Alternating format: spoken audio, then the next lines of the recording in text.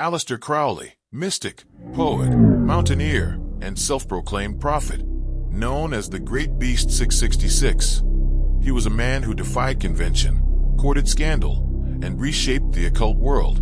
His life was a labyrinth of brilliance, controversy, and mystery, leaving a legacy that still fascinates and unsettles. Join us as we unravel the enigma of Aleister Crowley, a figure whose shadow looms large over the 20th century and beyond. Born Edward Alexander Crowley on October 12, 1875, in Leamington Spa, England, Crowley grew up in a wealthy, devoutly Christian family. His father, a preacher in the strict Plymouth Brethren sect, enforced a rigid moral code. But young Aleister, a precocious and rebellious child, rejected this worldview early. When his father died of cancer when Crowley was just 11, his defiance deepened, setting him on a path of spiritual rebellion. At Cambridge University, he studied literature and philosophy, but was drawn to forbidden knowledge, alchemy, Kabbalah, and Eastern mysticism. A skilled chess player and daring mountaineer, Crowley scaled peaks like K2 and Kanchenjunga, testing his physical and mental limits. His hunger for the esoteric led him to the Hermetic Order of the Golden Dawn in 1898, a secret society where he studied ritual magic under mentors like Samuel Liddell MacGregor Mathers. But Crowley's ambition and provocative nature caused rifts with peers like poet W.B. Yeats, foreshadowing his lifelong struggle with authority. By his mid-20s, Crowley was no longer a student. He was forging his own path as a master of the occult. In 1904, Crowley's quest for spiritual enlightenment took him to Egypt, a land steeped in ancient mysteries. Newly married to Rose Kelly, a woman he met in a whirlwind romance, Crowley immersed himself in the esoteric. The couple rented an apartment in Cairo, where Crowley conducted elaborate magical rituals, blending Western occultism with Egyptian mysticism. One evening, inside the Great Pyramid's King's Chamber, Rose fell into a trance, declaring that the god Horus was trying to contact Crowley. Skeptical at first, Crowley tested her visions, but her cryptic messages, "They are waiting for you," convinced him something extraordinary was unfolding. This moment in Egypt was more than a journey. It was a crucible that would transform Crowley's destiny and give birth to a new spiritual movement. The pyramids, ancient symbols of transcendence, became the backdrop for his most profound revelation.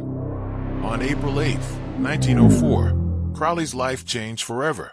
In his Cairo apartment, he claimed to receive a supernatural message from an entity named Aiwass, whom he described as a messenger of the gods. Over 3 days, from April 8th to 10th, Aiwass dictated the Book of the Law, a text Crowley believed heralded a new spiritual era, the Aeon of Horus. The voice, speaking from over his shoulder, delivered cryptic verses. "Do what thou wilt shall be the whole of the law." This maxim, emphasizing individual freedom and divine purpose, became Crowley's guiding principle. But who or what was Aiwass? A divine being? A projection of Crowley's subconscious? Or something else entirely? Skeptics dismissed it as hallucination, possibly fueled by Crowley's experiments with drugs or meditation. Yet for Crowley and his followers, this was divine revelation, a call to overthrow old moralities and embrace a new age. The Book of the Law remains a cornerstone of modern occultism, revered and debated to this day. From the ashes of the Book of the Law rose Thelema, Crowley's revolutionary spiritual philosophy. Thelema, derived from the Greek word for will, taught that every individual has a unique, true will, a divine purpose to discover and fulfill. "Love is the law, love under will," Crowley wrote, advocating a balance of freedom and discipline. To spread his teachings, he founded the A Therefore, a magical order designed to guide initiates toward spiritual awakening. In 1920, Crowley took his vision further, establishing the Abbey of Thelema in Cefalu, Sicily, a commune where followers lived by Thelemic principles. Here, rituals, meditation, and free love were practiced, challenging societal norms. But the abbey became a lightning rod for scandal. Drug use, sexual experimentation sparked outrage. Sensationalist newspapers branded Crowley the wickedest man in the world, a title he leaned into with defiance. Expelled from Italy by Mussolini in 1923, Crowley's reputation as a dangerous provocateur grew. Yet Thelema endured, influencing artists like Kenneth Anger, musicians like Led Zeppelin, and modern occult movements. Crowley's vision of radical individuality remains a powerful, polarizing force. In 1918, Crowley's mystical explorations took a stranger turn. In a cramped New York apartment, during a series of rituals called the Aleister working, he claimed to encounter an entity named Lamb, described as a being with a large, almond-shaped head, slit-like eyes, and a diminutive body. Lamb bore an uncanny resemblance to modern depictions of extraterrestrials. Crowley's sketch of Lamb, drawn with unsettling precision, has fueled speculation for decades. Was Lamb a demon summoned through magic, an alien from another dimension, or a projection of Crowley's psyche, shaped by his intense rituals and hashish use? Some believe this encounter opened a metaphysical portal, linking Crowley's work to later UFO phenomena.